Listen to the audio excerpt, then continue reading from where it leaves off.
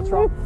He shot my family. He always called you guys about him, always coming here, doing this and that. You guys don't arrest him. Number 3. It was Valentine's Day when 911 received this call from Christopher Ray Jones. From 911, what is the address of your emergency? Olivia! Please, hurry. Customer, take the gun. Tell me what's going on. I'm at home. I'm fighting inside the head. Please. Somebody shot in the head. My wife, please! Beaumont officers immediately rushed to the scene, where they found 38-year-old Olivia Jones lying on the bedroom floor, barely breathing. Is she alive? Yeah, she is. She is. Got him. Is she alive, Mr. Butler? Please don't tell me she's alive if she's not. Yeah, when I saw her, she was. She was talking? She wasn't talking. Is she breathing? It looked like she was breathing. Ooh, good. Paramedics did everything they could to save her, but she sadly didn't make it. Christopher claimed it was an accident. He said Olivia had been upset and threatening to hurt herself. I said, Olivia, we can't get it together. We can't be together. Okay. We got several. And I say, I just want a divorce. And her reaction was, she got the gun. I said, give me the gun. She like, I don't remember which hand. I'm like, give me that gun. What is you doing? Stop trying to scare me. I took it. But Olivia was shot from the back, something that doesn't line up with a face-to-face struggle. The murder weapon was also found in a different room, not near the body. What's even more suspicious? The couple's home had security cameras, but crucial parts of the footage from that night were missing. Why would there be no recordings on it? I don't know. It should be. And then he confessed. Well, you just say, well, I freaked out, I panicked, I did some stuff I shouldn't have done. Is that one of them? Yes. How many did you delete? I don't know.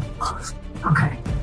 I'm just afraid of being blamed for somebody to do something that looks really bad or All of this, along with claims from Olivia's family that Christopher had been abusive, led authorities to charge him with murder. As the case moved to trial in 2022, prosecutors argued that this was no accident. They believed Christopher deliberately shot Olivia during a heated argument, and the missing footage was proof that he had something to hide. Christopher was found guilty of murder and accepted a 30-year prison sentence with no chance to appeal as part of a plea deal. Number 2. For months, Jessica Serrano faced threats and abuse from her ex-boyfriend Joseph Castorena, even once being held at gunpoint. Finally, in October 2022, she and her father had enough and filed for a restraining order. But that wasn't enough to stop what came next. Just 6 days later, Jessica returned home and found Joseph's car keys and jacket in her bedroom. If you do end up seeing him on camera and anything else, just give us a call back, but I have it in, okay?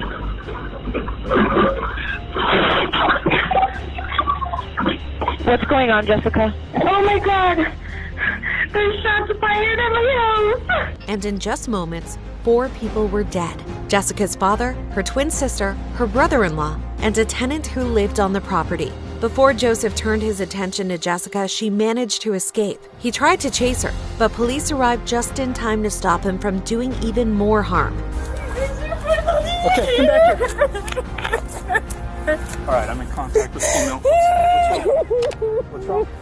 He shot my family! Although for Jessica, it was already too late. He always called you guys about him, always coming here, doing this and that. You guys don't arrest him. The dad and the mom always spells him out. It's always the same. Yet that nightmare was far from over. Joseph was still at large. I've just begun a daylight search of the neighborhood.